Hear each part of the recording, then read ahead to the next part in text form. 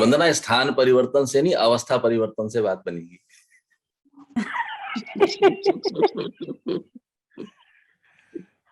हमें अपनी अवस्था को परिवर्तन करना होगा। अवस्था परिवर्तन होगी तो सारे सुख, सारे दुख, सब कुछ अवस्थाएं यही है। भागने से बात नहीं बनेगी,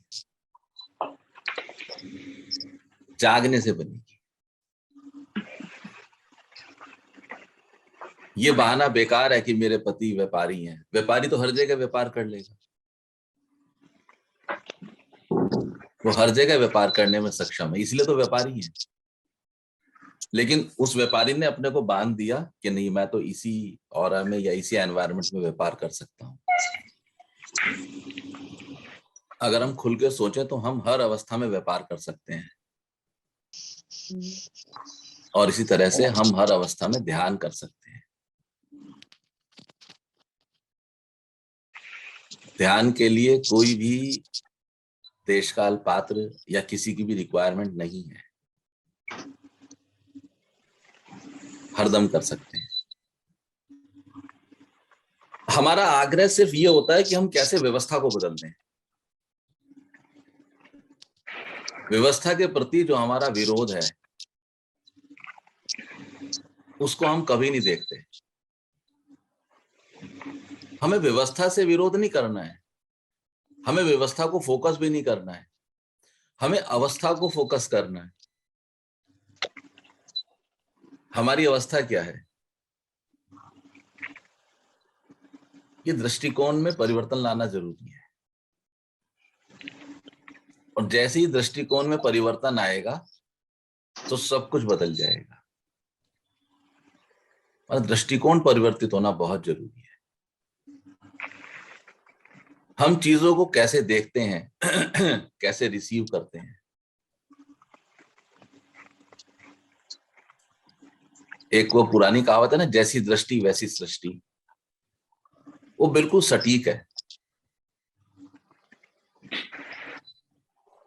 यहां सारा का सारा मैटर हमारी दृष्टि का है, हम चीजों को कैसे ग्रहण कर रहे हैं।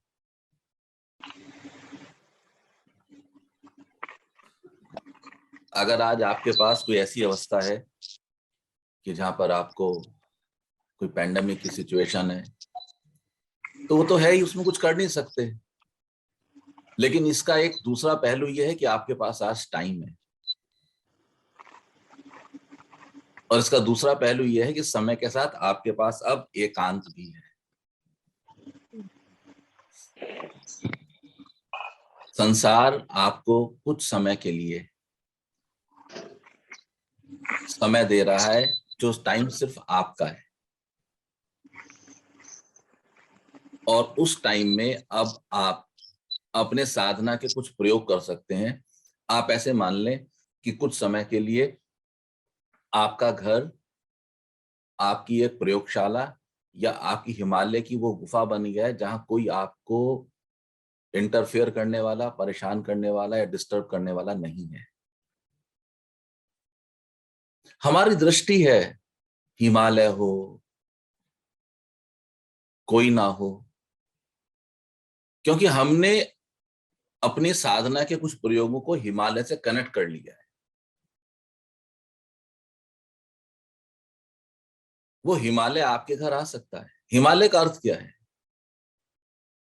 अगर साधारण भाषा में समझो तो हिमालय के दो अर्थ हैं, एक तो एकांत और एक ठंड। तो ठंड इस बार भरपूर है, और पेंडेमिक ने या ओमाइक्रॉन ने आपको एकांत भी दे दिया है। तो बजाय इसके कि अब आप इस ओमाइक्रॉन को प्रॉब्लम मानने की बजाय इसे आप ब्लेसिंग मान सकते हैं। एक कृपा बरस गई, मुझे अवसर मिल गया। जिंदगी की जो बहुत बड़ी आपाधापी थी उसमें मुझे 4-5 दिन का समय मिल गया। अब मैं अधिक प्रयोग कर सकता हूं साधना के। कुछ वो ऑडियोज, वीडियोज या मैसेजेस जो मैं जीवन की आपाधापी में नहीं सुन पाया, अब मेरे पास समय है। मुझे लेडीज कहेंगे, मुझे कोई नहीं कहने वाला कि चाय लाओ और खाना लाओ, उनके डोर स्टेप पे वो फूड डिलीवरी हो रहा है। बिल्कुल यही सिस्टम है हिमालय का भी, क्योंकि खाना तो वहां भी चाहिएगा। तो हम सुनते हैं कि शिष्य जो थे वो गुरुजी के गेट पे भोजन रख देते थे, बर्तन उठा लेते थे बाद में। बिल्कुल वही सिस्टम है। तो ये एक अवसर बन पड़ा है हमारे जीवन में। आपकी दृष्टिकोण आपके जीवन की घटने वाली बहुत सारी घटनाओं को अवसर में बदलने में पूरी तरह से सक्षम हो जाता है। आप उसको अवसर में बदल लें। यहाँ भागने से नहीं कुछ होगा, जागने से होगा। और जब आप कहते हैं कि आपको स्थान परिवर्तन या ये एनवायरनमेंट का परिवर्तन चाहिए, तो इसके पीछे एक और गहरा राज है कि जो प्रेजेंट सिचुएशन या प्रेजेंट एनवायरनमेंट है उसको मैं स्वीकार नहीं कर रहा हूं, उसको मैं स्वीकार नहीं करता हूं। वो एक बंधन बन गई है, वो एक पकड़ बन गई है, आपको स्वीकार नहीं है। भगवती ने आपको आपके जीवन में जो अवस्था दी है वो बहुत सोच समझ के दी है। या तो आगे चल के हम जानेंगे कि ये अवस्थाएं परबस डिपेंडेंट होके जबरदस्ती पनिशमेंट के रूप में हमें नहीं मिली है। इस शरीर में आने से पहले वो जागृति हमारे पास अवेलेबल थी कि जिस जागृति के आधार पर हम अपने इस जीवन की अवस्थाओं का चुनाव कर सकें।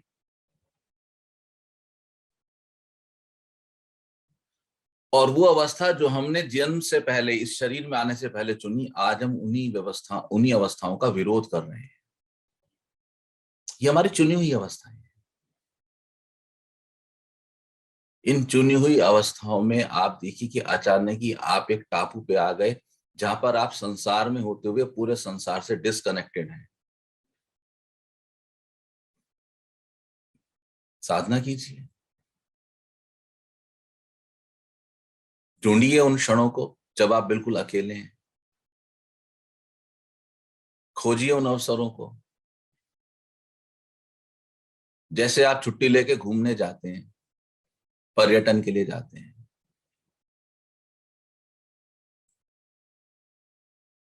ठीक उसी तरह से अब आप इस अवस्था में हैं कि जहां पर आप ध्यान साधना के कुछ नए प्रयोग कर सकते हैं। साधकों की हंसी,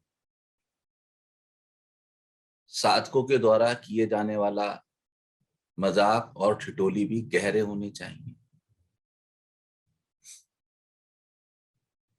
जो संसार के तल पे तो हंसी और ठिठोली महसूस दें, लेकिन भीतर उनमें उतनी ही गहराई होनी चाहिए।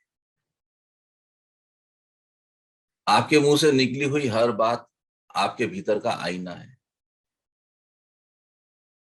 वो आपकी अवस्था को बता रहा है। आप अपनी अवस्था को देखिए। जब हनुमान जी मां सीता को मिले अशोक वाटिका में, तो माता से हनुमान जी का कम्युनिकेशन।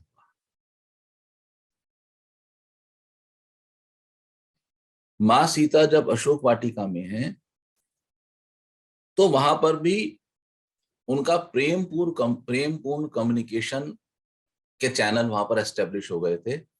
और माता त्रिजटा के रूप में एक साधिका वहां पहले से ही प्रेजेंट थी।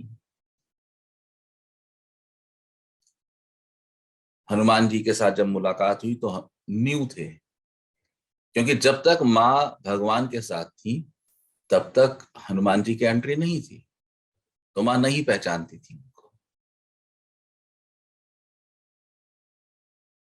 जब माँ लंका में आई तो सारा एनवायरनमेंट नया था, सब लोग नए थे, वेशभूषा नहीं थी, तो मां त्रिजटा को भी नहीं पहचानती थी।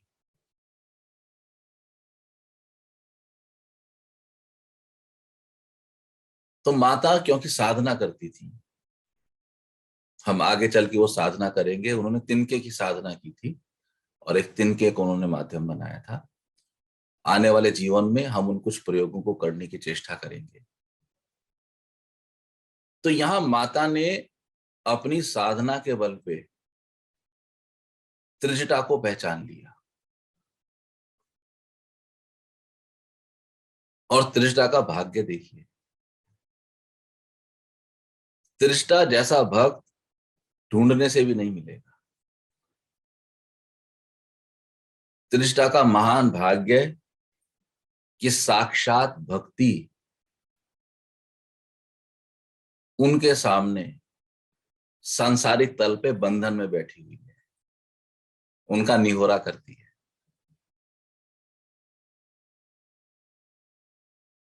मां त्रिजटा के लिए मां सीता 24/7 अवेलेबल थी। वो जब चाहती उनसे जाके बात कर सकती थी, उनके साथ बैठ सकती थी। आपको क्या लगता है, त्रिष्टा ने वो समय ऐसे ही गवा दिया होगा?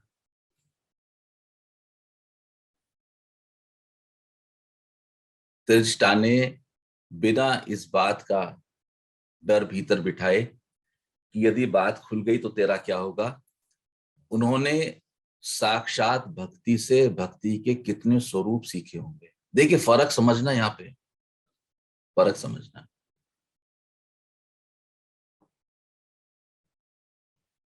हम जब भी भक्ति की बात करते हैं तो हमारे सामने मां शबरी आती है और हम अक्सर चर्चा करते हैं कि भगवान खुद गए और मां शबरी को नवदा भक्ति का भेद बताया। नवदा भक्ति कहूं तो ही पाही, सावधान मन सुनधर, सावधान करी सुन मन माही। 9 प्रकार की भक्ति, और अंत में कहा सकल प्रकार भक्ति दृढ़ तोरे। एक सर्टिफिकेट दिया माता शबरी को कि आप में सब प्रकार की भक्ति बहुत दृढ़ है। यहां भगवान जा रहे हैं, उनको खोज रहे हैं और उनको बता रहे हैं, लेकिन मां त्रिष्टा के केस में भक्ति साक्षात आ रही है, विपरीत अवस्थाओं में आ रही है। मां रावण के दर आए और वहां निवास करें, ये तो एक विपरीत अवस्था है। लेकिन मां सीता ने उस विपरीत अवस्था में त्रिष्टा को पहचाना, उस अवस्था को जाना और अपना कम्युनिकेशन एस्टेब्लिश किया। और ठीक इसी समय जब हनुमान जी वहां पर आते हैं तो मां ने उनको भी पहचाना युक्ति से और उनके साथ अपना कम्युनिकेशन एस्टेब्लिश किया, उस अवस्था को समझा। और अति तब हो गई कि जब मां सीता ने हनुमान जी को एक ऐसी हृदय स्पर्शी बात कह दी जो सामान्यतया कोई भी नहीं कह पाते। उन्होंने कहा, हे हनुमान, जे हित रहे करत ते पीरा। जो सुख के कारण थे वही आज दुख के हेतु बन गए। मां ने बताया कि वो बीज जो सुख को देने वाला था वही दुख को उत्पन्न कर रहा है, बीज एक ही है। मां ने कहा, हे हनुमान, सुख और दुख में मूल रूप से कोई फर्क नहीं है।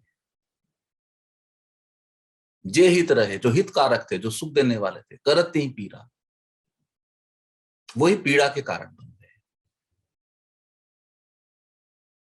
मां ने हनुमान जी को यहां द्वैत का सिद्धांत समझाया कि हनुमान जी, आप इस ईश्वर और राक्षस के द्वैत में मत फंस जाना।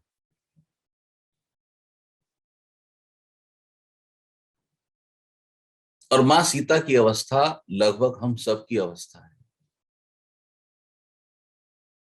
हम सब कहीं ना कहीं विषम परिस्थितियों में और चुंगल में फंसे हुए हैं, उलझे हुए हैं, हमें समझ नहीं आता। लेकिन यदि हम साधना करें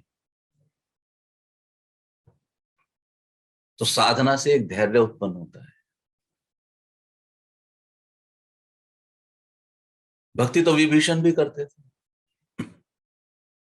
क्या विभीषण ने भक्ति नहीं की? आपने बहुत कहा रावण अच्छे नहीं थे, वो खराब थे, वो राक्षस थे, वो भक्तों को मार देते थे।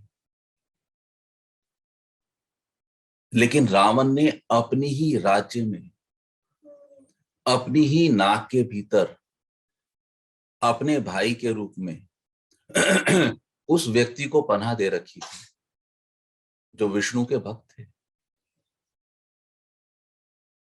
जिनके यहां तुलसा की रोज पूजा होती थी, जो राम का नाम जपते थे। ये कैसे संभव हुआ? ये संभव हुआ विभीषण के धैर्य और साधना से। मानस का पाठ करने को हमने एक एक्टिविटी की तरह कंसीडर किया। 24 घंटे में खींच दो, पूरी हो जानी चाहिए। अगर मानस को आप पढ़ोगे तो शायद जीवन छोटा पड़ जाए पूरी करने के लिए। पूरा का पूरा मानस ध्यान की अवस्थाओं से भरा पड़ा है, और कोई भी पात्र वहां पर स्थिति परिवर्तन के लिए बहुत आग्रही नहीं है।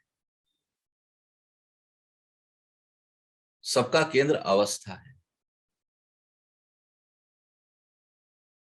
अवस्था परिवर्तन। और जिसको जहां मौका मिलता है वो अवस्था पर ही धैर्यपूर्वक अपने मार्ग को आगे बढ़ाता जाता है। और हम देखते हैं कि मानस का अंत सुखांत है। यदि रावण का भी अंत हुआ तो वो भी सुख में है। उनकी ये कामना थी कि तामस तंत्र से अब भजन नहीं होगा, अब मुझे साधना के लिए ये मार्ग अपनाना पड़ेगा। अधिक फोकस करेंगे अपनी अवस्था पर। आज ईश्वर ने हम सबको इतनी व्यवस्थाएं दी हैं, हम स्वस्थ हैं, हमारे पास समय है, हमारे पास अपने घर को चलाने के लिए पर्याप्त लक्ष्मी जी के साधन है। तो कुछ समय निकालेंगे, अपनी अवस्थाओं को परिवर्तन करेंगे। बिना परिवर्तित किए प्रकृति की या धरती की व्यवस्थाओं को,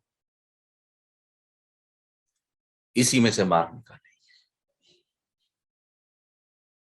आइए सभी साधक स्वयं को अनम्यूट करेंगे।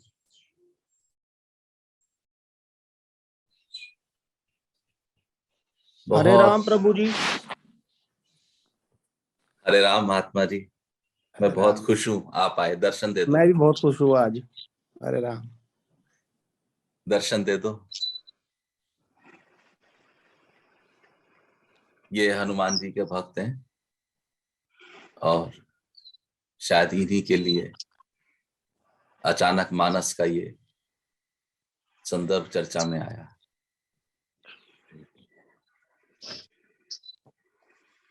आइए कुछ क्षणों के लिए बहुत आराम से बैठेंगे। Deep breath in and deep breath out. एक लंबा गहरा श्वास भीतर और लंबा गहरा श्वास बाहर। प्रसन्न मन से, आनंद के साथ। मैं प्रसन्न हूं। अपने को प्रसन्न करें।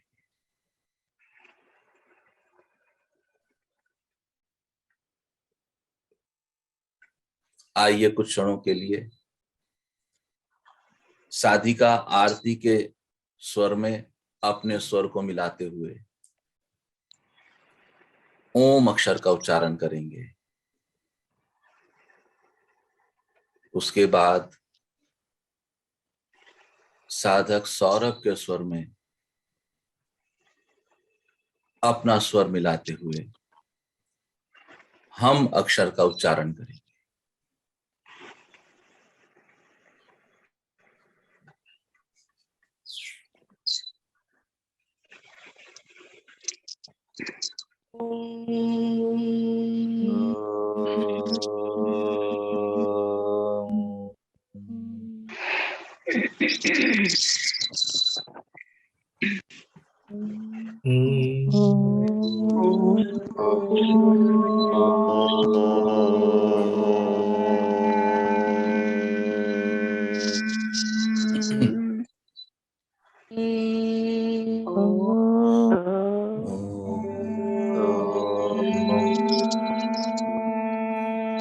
आरती के स्वर की लहरी को देखेंगे किधर जा रही है। अपना स्वर आरती के स्वर में मिला देना है, सबमर्ज कर देना है।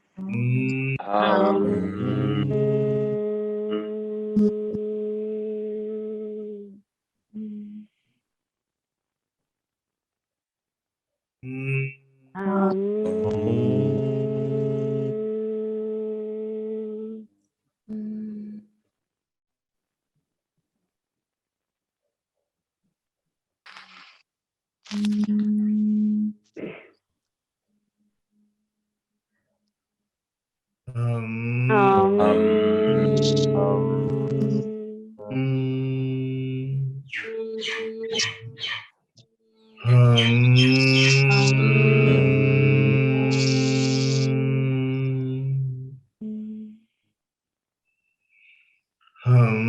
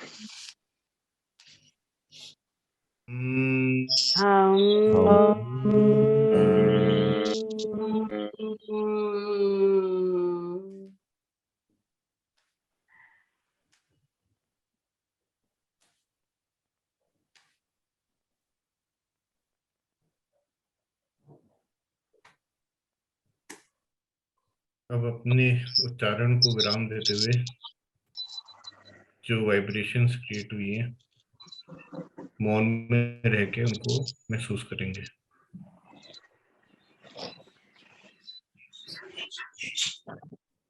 धीरे धीरे अपनी उंगलियों के पोरों को हिलाएंगे, उनको छुएंगे, अपनी हथेलियों का आपस में घर्षण करेंगे,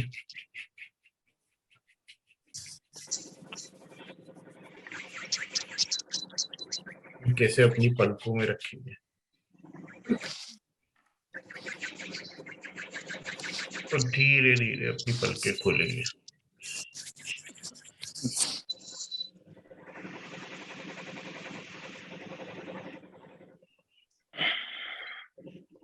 धन्यवाद आरती, धन्यवाद सौरभ। कोई साधक कुछ कहना चाहते हैं, पूछना चाहते हैं तो अनम्यूट करके बोलेंगे।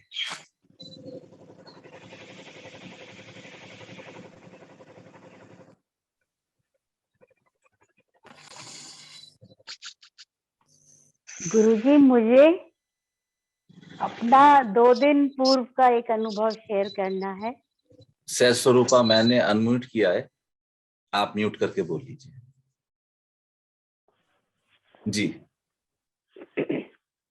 गुरुजी, 2 दिन पहले का अनुभव है। रात को सोने से पहले मैंने स्लीप मेडिटेशन लगाया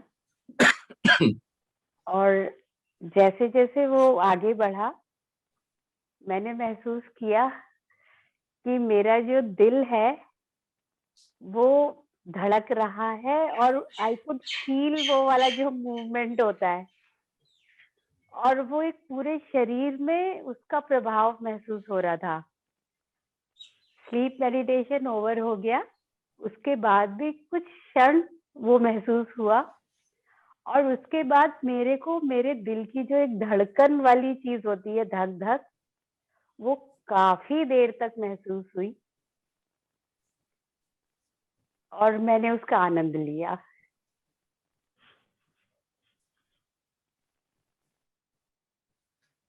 अच्छा है, बहुत अच्छा है। सहज स्वरूपा, आपको अनुभव है अध्यापन का और एक क्लास में जनरली 30-40 स्टूडेंट्स होते हैं और यदि मैं एक अध्यापक के रूप में आपका अनुभव पूछूं तो आप एक क्लास लेते हैं 40 से 45 मिनट की, लेकिन उस क्लास में आपको हर स्टूडेंट के अवस्था का भान होता है, आपको हर स्टूडेंट के नाम का पता होता है, उसकी अवस्था पता होती है। आपकी क्लास के किसी भी स्टूडेंट के बारे में मैं आपसे जानकारी ले सकता हूं, वो बिल्कुल सटीक होगी। आप ऐसा मानती हैं? मैं सही कह रहा हूं? Very good.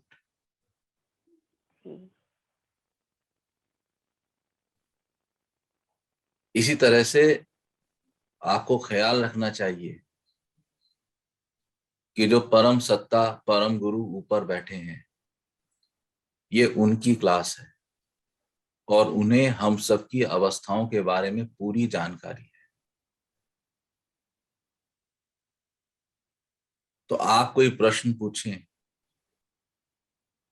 और आप सेलेक्ट करें कि वो स्टूडेंट उत्तर दें,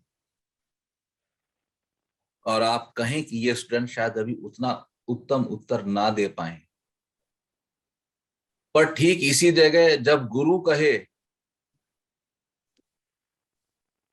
आप अच्छा रुको, आप अच्छा ठहरो, आप अच्छा रुको, जब गुरु की अवस्था हो जाए तो आप समझना कि गुरु को आप पर विश्वास बहुत है, लेकिन कहीं ना कहीं आपके प्रयासों में कमी है। गुरु के मुंह पर आपका नाम आए और ठहर जाए, इसका अर्थ होता है आप कनेक्ट कीजिए इस अनुभव को अपने जीवन के अनुभव के साथ। इसका अर्थ है कि गुरु आपको कहना चाहते हैं कि थोड़े अधिक सघनता के साथ प्रयासों की आवश्यकता है, आप कैपेबल हैं।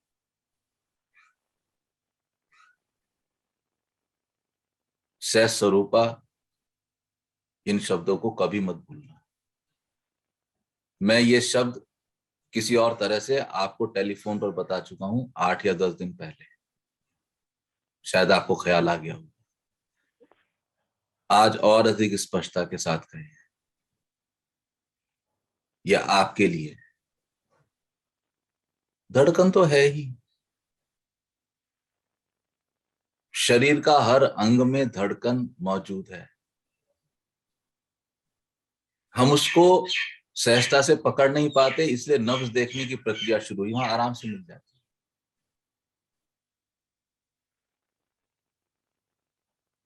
हर कोने में, हर अंग में धड़कन है, हम उसको अनुभव नहीं कर पाते। और ये धड़कन जब आपसे आगे बढ़ जाती है, तो कल आनंदमयी की माता से मेरी बात होती थी इस बारे में। मैंने उनको बताया कि जब ये धड़कन या स्पंदन और आगे बढ़ जाते हैं, तो सृष्टि के कण कण में वो स्पंदन हमें महसूस होने लगते हैं।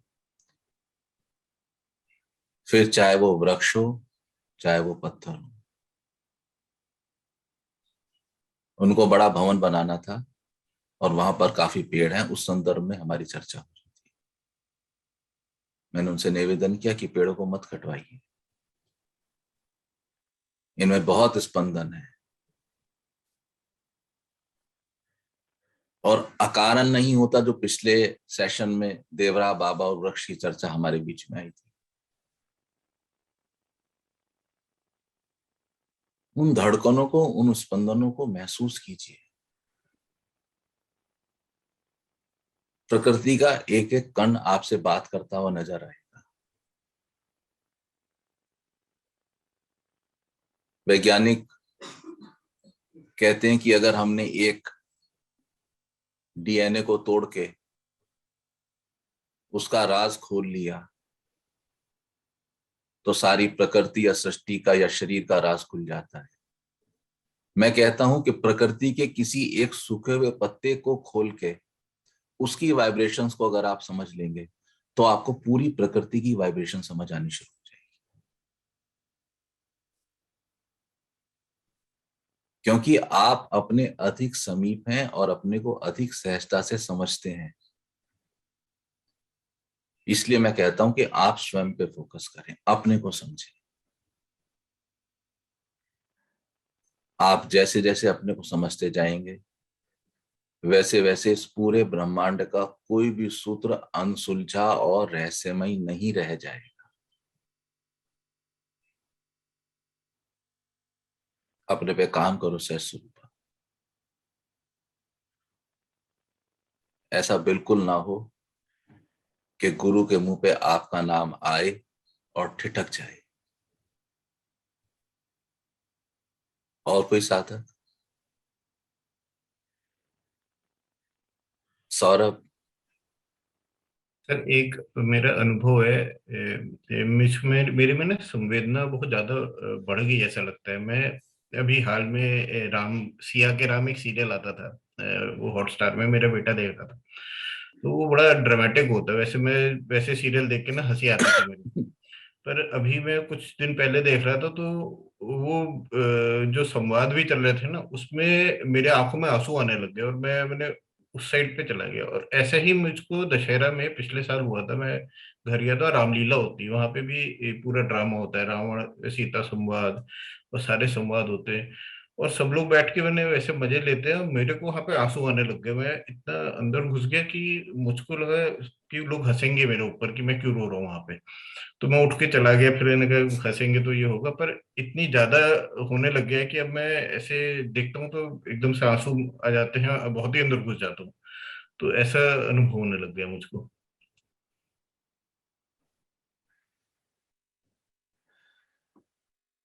साधना के कुछ प्रयोगों से जब भीतर ये जागृति पैदा होती है कि सब कुछ कितना करुणामय है,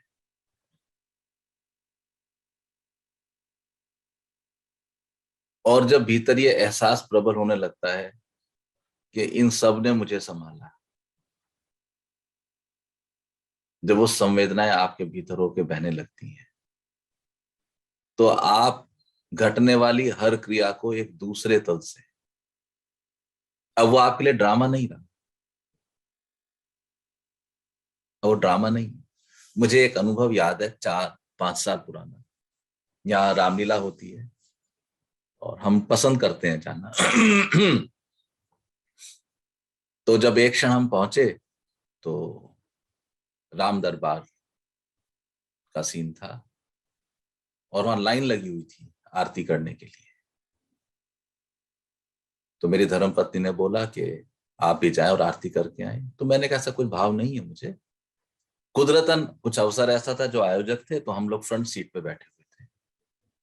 मैंने कहा ऐसा मुझे कोई भाव नहीं है, मैं ठीक है प्रसन्न हूं।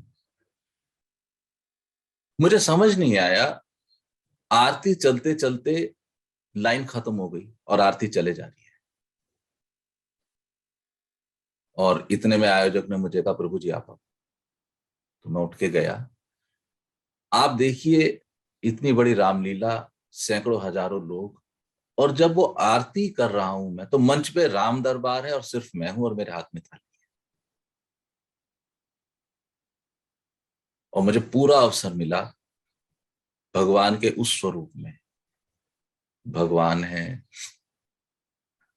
माता है, लक्ष्मण जी हैं, बाबा हैं, उनकी आरती करने का। तो जिस जिस तल पे आपके भीतर की प्रेम की धारा बहती निकलेगी, उस तल पे आपको इस धरती पे चलते हुए जीवन में अवस्थाएं दिखाई देंगी।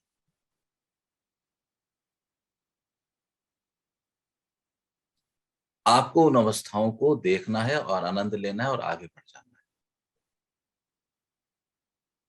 संवेदना पैदा होगी, संवेदना के साथ कल्पना भी आएगी। मेरी कुछ बातों में मैं कल्पना का विरोध भी करता हूं, लेकिन मेरी कुछ बातों में मैं कहता हूं कल्पना बहुत आवश्यक है।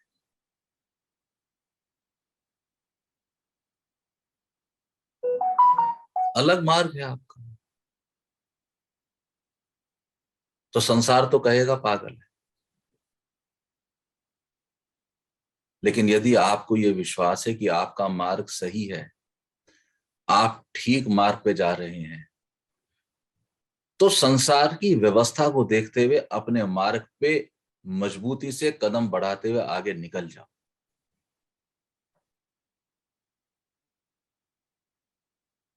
अपने पे विश्वास रखना, अपने मार्ग पे भरोसा रखना,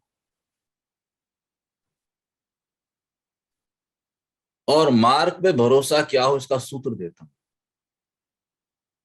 क्योंकि कंफ्यूजन है, मेरा मार्ग सही है या गलत है। दुनिया तो उस रास्ते जाती है, मैं अकेला इस रास्ते। तो जिस मार्ग पे चलते चलते आपको ये अनुभव हो कि मैं सहज हो रहा हूं, मैं बह रहा हूं, वो मार्ग बिल्कुल सही है। स्वयं से पूछना, मुझसे मत पूछना।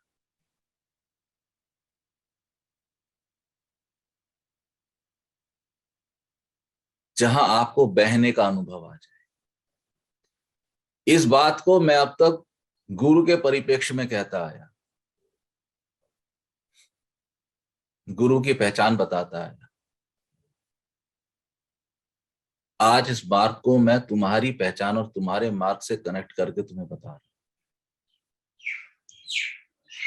वो व्यक्ति जिसके सामने आप बह सके,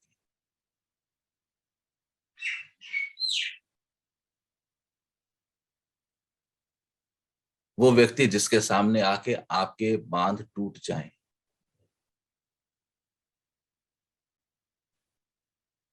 जीवन की अवस्था के उस तल पे उसको गुरु जानना। और वो अवस्था जिसमें आप स्वयं में बह सकें।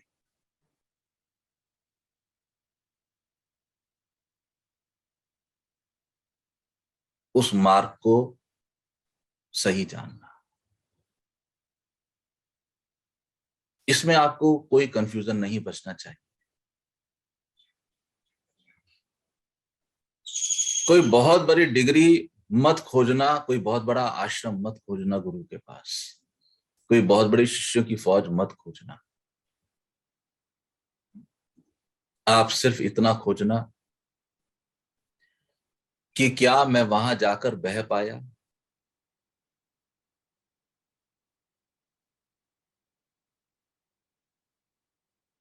और क्या उस अवस्था में मैं बह पाया।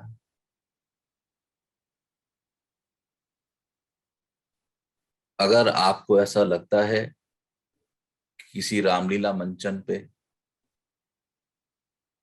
या तो किसी ऑनलाइन सीरीज पे देखते हुए आपको बहने का अनुभव आ रहा है, तो यहां मेरा विश्वास करना मार्ग सही है।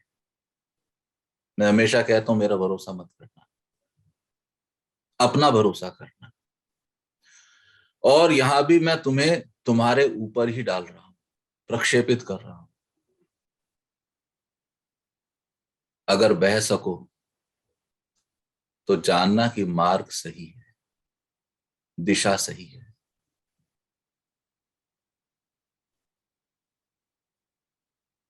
सही दिशा पे आने वाले समय में आपको बहुत सारे गाइड मिलेंगे जो समय समय पे आपकी अवस्था के अनुकूल आपको मार्ग बताएंगे या निर्देशित करेंगे।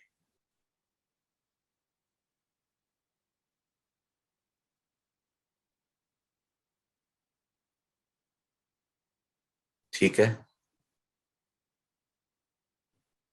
और कोई?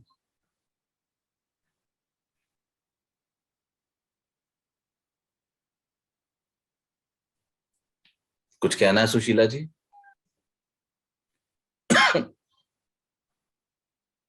कोई साधक कुछ कहना चाहते हैं? प्रभु जी, वही सफेद रोशनी में बह रहे हैं, लेकिन आज एक और चीज हुई कि लिटरली ऊपर से नीचे तक, मतलब दोनों साइड में आ भी रहा है और जा भी रहा है, ऊपर नीचे बहुत बॉडी में करंट रहा। मतलब वो मैं फील कर सकता था करंट को, उसको। और थोड़ी बाद मुझे पता नहीं कि मैं उच्चारण किया भी नहीं किया, मुझे ये भी ध्यान में नहीं है कि मैं चुप हो गया था, क्या हुआ। और अभी भी बहुत देर के बाद बोलने का मन किया है मेरा, बहुत देर के बाद। क्या कहूं प्रेमानंद, अपने को संभाल के चलना है।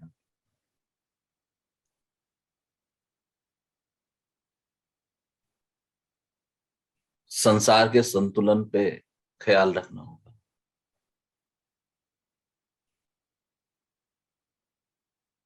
अपने को संभाल के चलो। संतुलन ना बिगड़े।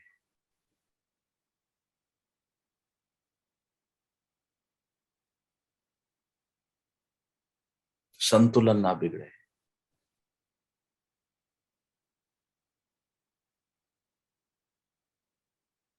क्योंकि जब भी हम किसी एक अवस्था की ओर अधिक मुड़ जाते हैं या आकर्षित हो जाते हैं तो उसके विपरीत दूसरी व्यवस्था खराब होने लगती है।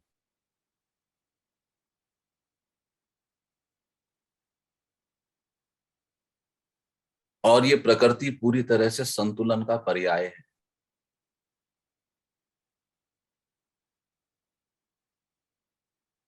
चांद, पृथ्वी, ग्रह, तारे सब घूमते हैं मल्टी डायरेक्शनल, लेकिन अपने केंद्र को नहीं छोड़ते, इसलिए परस्पर टकराते नहीं।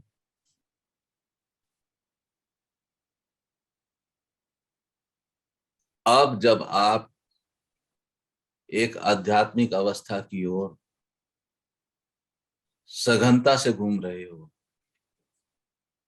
ठीक उसी समय मेरा कर्तव्य है कि मैं आपको ख्याल में दिला दूं कि आपका वो ऑर्बिट जिसको संसार कहते हैं, उसके साथ आपका तारतम्यता बनी रहनी चाहिए। आपको अधिक जागना होगा,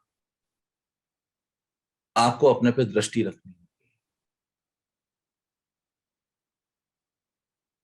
आपको देखना होगा कि संसार के तल पे जो आपके ड्यूटीज हैं उनसे विरक्ति ना हो जाए। ये कठिन होगा, लेकिन यहां पर हमारे पास हमारे शास्त्रों के एक अद्भुत पात्र हैं जिनसे हम सीख ले, और इस समय उनकी चर्चा करना बहुत आवश्यक है। ज्ञान और वैराग्य के बीच में जिसने संतुलन साधा वो महान जीवात्मा हुए राजा जनक।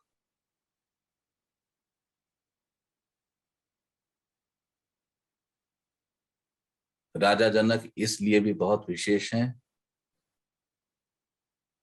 कि उनके भीतर भक्ति का बीज है।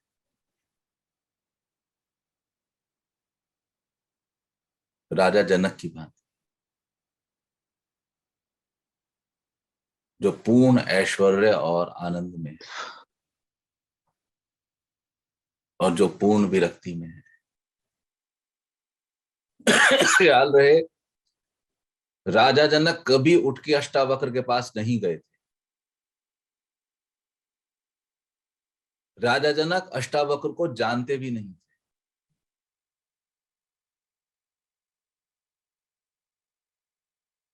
लेकिन ठीक उस समय जब राजा जनक को आवश्यकता थी तो प्रकृति ने अपनी व्यवस्थाओं के अनुरूप अष्टावक्र को उनके सामने उपस्थित किया।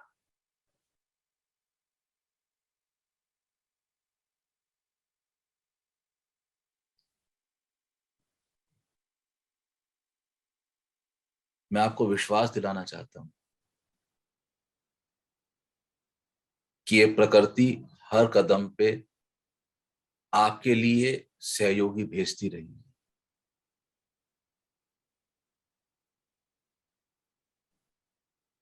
आप अपने मार्ग पर आगे बढ़ते रहिए।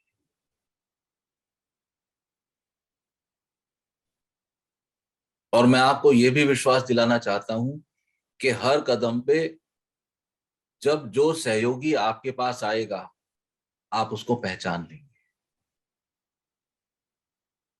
राजा जनक के पास अष्टावक्र आए, ये सब बेकार हो जाता है यदि जनक उनको पहचान नहीं पाते।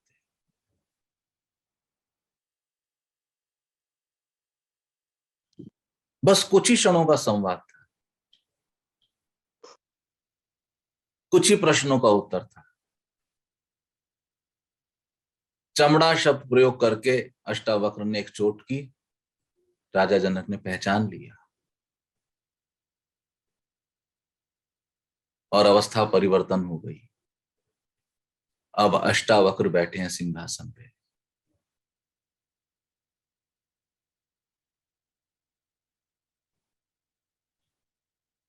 आप सिर्फ अपना संसार पे ख्याल रखो, संसार ठीक चले।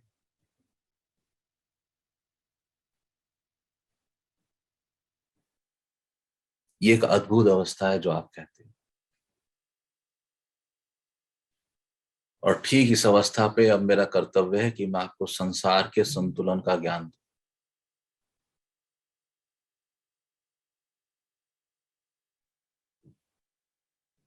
जैसे हम जानते हैं सावन का झूला, ठीक है ना? बढ़िया। और कोई साधक? बोलो निश्चलान।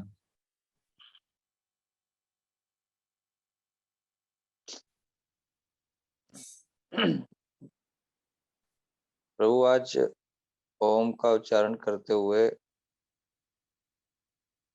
मैंने समंदर को वैसे कई बार ध्यान में देखा है, लेकिन आज जिस समंदर को देखा वो समंदर मुझे फील हुआ, वहां की मिट्टी मुझे आसपास की फील हुई। और उसके जस्ट बाद का जो पिक्चर है वो रेगिस्तान और सूर्य का है। उसके जस्ट बाद जो अनुभव है वो एक नमी युक्त किसी खंडहर में पीपल के पत्ता नुमा जो अग्नि प्रज्वलित होती है, इस तरह के द्वार देखने का है। फिर आपके बोलते हुए आपका मेरे हृदय में आ जाना है, आपके शब्द मेरे हृदय में आ गए। उसके बाद मुझे रीढ़ में ऊर्जा को चढ़ते हुए मैंने महसूस किया, बहुत आनंदित महसूस किया स्वयं को।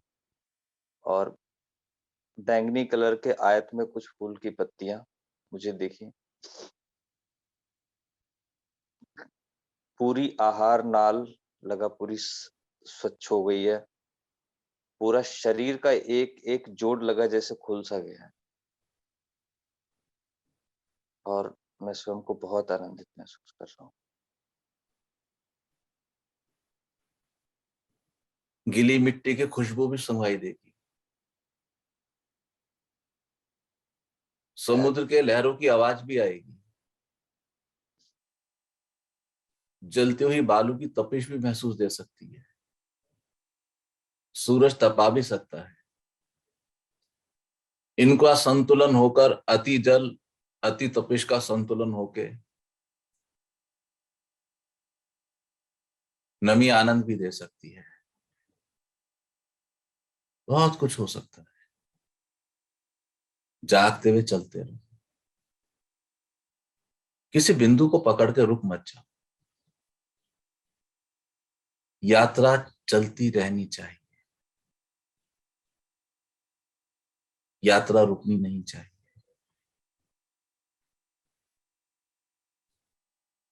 नमी युक्त मिट्टी एक संतुलन का प्रतीक है।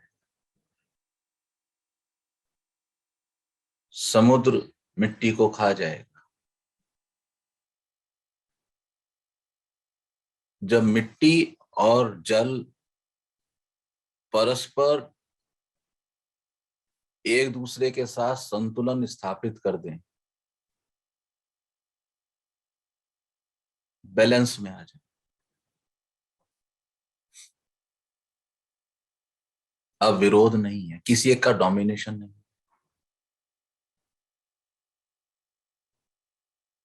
आपके जीवन की जो भी अवस्थाएं और गुण चल रहे हैं उनको संतुलन में देखने की कोशिश करो। अति पे मत जाओ, अति खराब होगी। उनको संतुलन में रखो। और जब वो संतुलन आपके जीवन में घटने लगेगा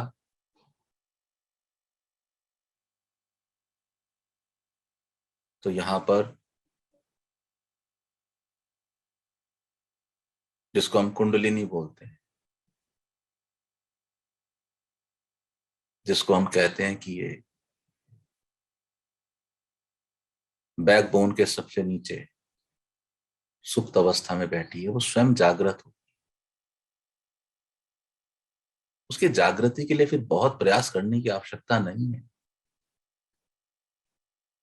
और वो लोग जो मेरे इस कथन से सहमत नहीं है, मैं उनको कहना चाहता हूं कि स्वयं को संतुलन में लाने के लिए आपने इतने गहन प्रयास किए हैं, ये भगीरथी प्रयास है, ये कोई छोटे प्रयास नहीं है।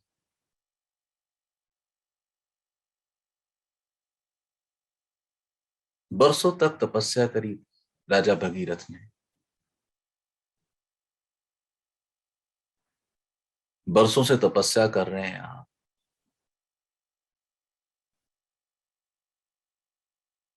संसार के तल पर उस नदिया को लेके आए जो संसार उसको डिजर्व नहीं करता था, या तो बहुत बैलेंसिंग के बाद डिजर्व करता था।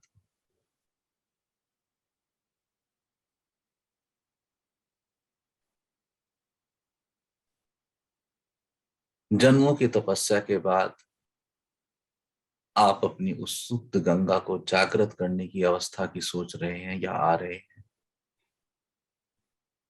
जिसको बहुत प्रयासों के साथ।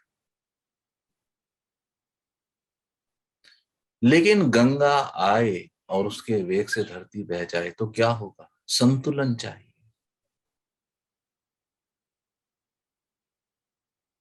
शिव प्रकट हो गए,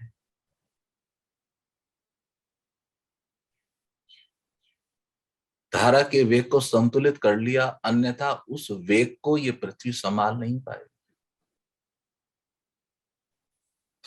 कुंडलिनी जागे और उसका वेग आए तो आपकी नाड़ियों के परखच्चे उड़ जाए, शरीर बचेगा नहीं।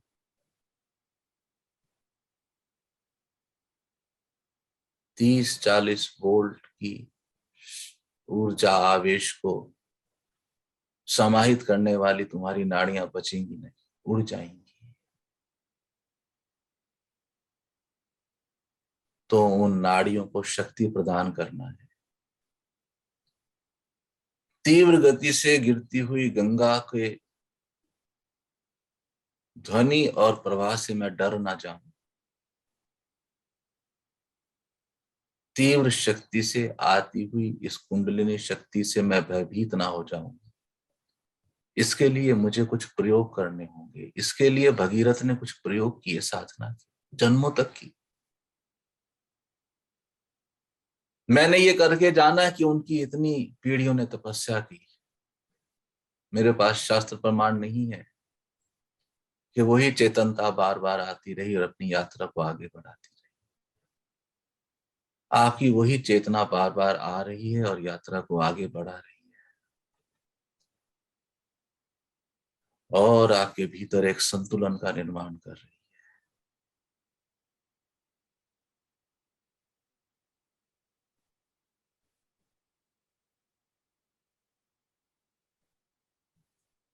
और कोई साधक कुछ कहना चाहते हैं?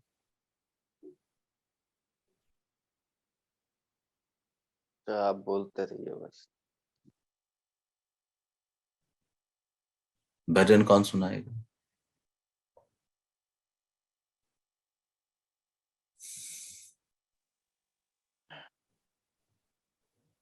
सुशीला दीदी का आज बर्थडे है।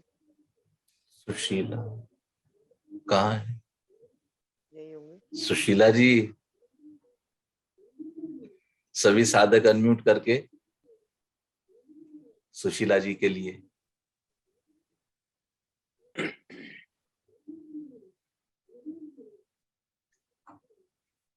सहज स्वरूपा के सानिध्य में सुशीला जी को जन्मदिन की शुभकामनाएं दी।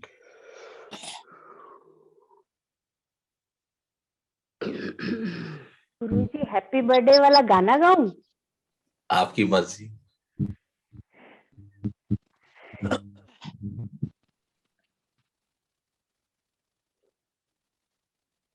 Happy birthday to you, Happy birthday to you. Happy Happy birthday, dear Shilaji. Happy birthday to to you. May May God bless you. May God bless you. Happy birthday, happy birthday, Birthday Happy Happy birthday to you.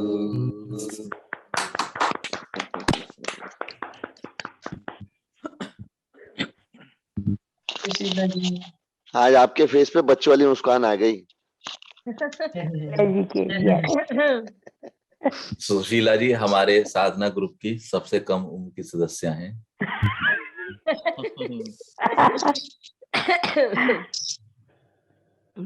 आप कभी उनकी मुस्कान देखना, उनकी मुस्कान शुरू से जब से वो साधना कर रही है, एक बच्चे जैसी मुस्कान है उनकी। बढ़िया है। अब आपका बर्थडे है तो सुशीला जी आप विकासनगर सेंटर को आग्रह कर सकती हैं कि आपके बर्थडे की खुशी में आज एक मेडिटेशन सेशन रखें। आपका कर्तव्य है इस बहाने से आज आप 10 मिनट अधिक मेडिटेशन करें।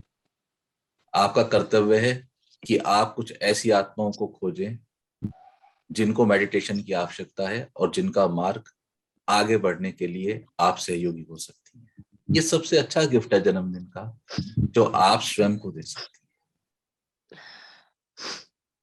ठीक है, भजन कौन सुनाएंगे?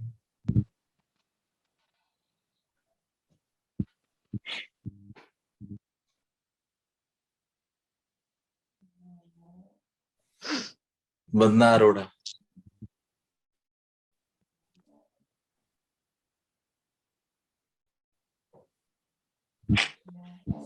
मुझे तो भजन आते नहीं। सर आनंदमयी ने तैयार किया हुआ था आज के लिए तो। आनंद यार, सर्वेश कहाँ रह गया? पहली बार छुट्टी ली उन्होंने। आनंदमयी सर कल मैं तैयार करके आऊंगी। गुड। Advance booking. आऊं रे सावरिया कैसे आऊं रे कन्हैया तेरी गोकुल नगरी बड़ी दूर नगरी कैसे आऊं रे कन्हैया कैसे आऊं रे सावरिया तेरी गोकुल नगरी बड़ी दूर नगरी। परसों चर्चा की थी हमने, आशुतोष ने यही बात कही थी। मैंने जवाब दिया था हम नहीं आ सकते तो वो आ जाए, वो ऑप्शन भी हमारे पास है। और ये सोच कि डगरी दूर है, ये हमारी एक बिलीफ है। हमने अपने आप को इस रस्सी से बांधा हुआ है कि कृष्ण बहुत दूर है। कृष्ण दूर नहीं है, और कम से कम कृष्ण जिस प्रेम तल पे डील करते हैं, तो मैं पूरे विश्वास के साथ कह सकता हूं कि थोड़ा सा नजरें झुकाना तो आपके हृदय में कृष्ण मिल जाएगा। एक शेर मुझे याद आता है, दिल में बसी है सूरते यार, कुछ इसी तरह का है। दिल में बसी है सूरते यार, जब दिल किया गर्दन झुकाई हो गया दीदार। बहुत बढ़िया आनंदमयी, आगे चलो।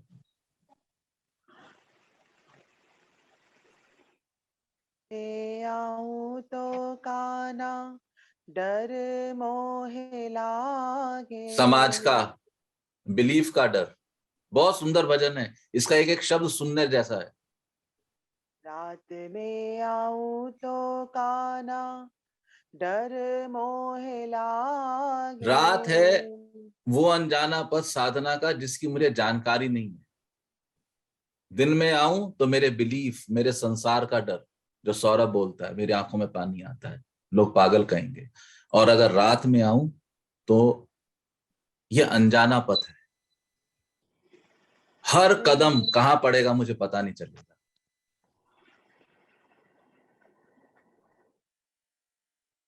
दिन में आऊं तो देखे सारी नगरी बड़ी दूर नगरी, दिन में आऊं तो देखे सारी नगरी, बड़ी दूर नगरी, कैसे आऊं रे कन्हैया, कैसे आऊं रे सावरिया, तेरी गोकुल नगरी, बड़ी दूर नगरी। सखी संग आऊं तो शर्म मोह लागे, अकेले की यात्रा है, कोई साथ नहीं आएगा, संभव नहीं है। सबकी एकांत की यात्रा, अकेले की यात्रा है।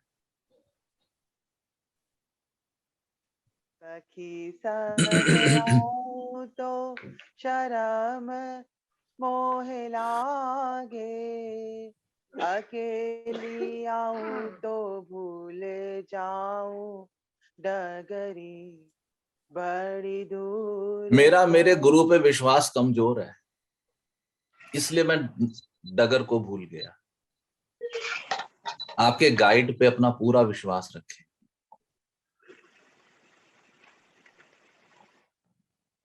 अकेली आऊं तो भूल जाऊं डगरी, बड़ी दूर नगरी, कैसे आऊं रे सावरिया, कैसे आऊं रे कन्हैया, तेरी गोकुल नगरी, बड़ी दूर नगरी, धीरे धीरे आऊं तो देर बहुत लागे, आयु निकल जाने का खतरा, स्पीड स्लो हो गई, ये शरीर नहीं बचेगा तो कैसे चलेगी गाड़ी।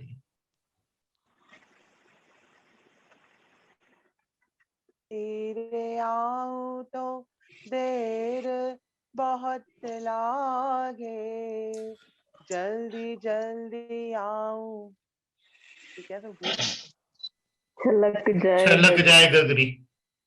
जल्दी जल्दी आऊं छलक जाए गगरी, बड़ी दूर नगरी। असंतुलित होने का भय, संसार के जो मुझे अनुभव लेने हैं, जो क्रियाकलाप एक्टिविटीज के रूप में ये गगरी मेरे सिर पे रखी है, ये छलक जाएगी। यदि मैं गति तेज करूं प्रेमानंद, तो ऐसा ना हो कि संसार की जो मेरे जीवन है वहां पे असंतुलन पैदा हो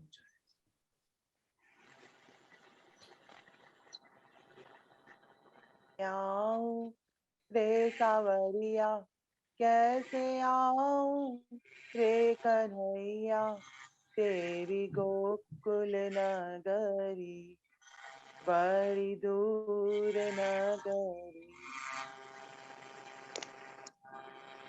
राम राम जी।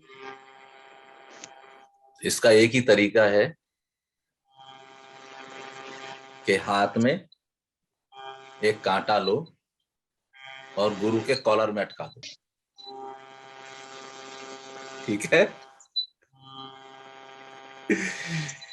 आप सबका बहुत बहुत धन्यवाद, कल फिर मिलेंगे। जय माता जी। जय माता की।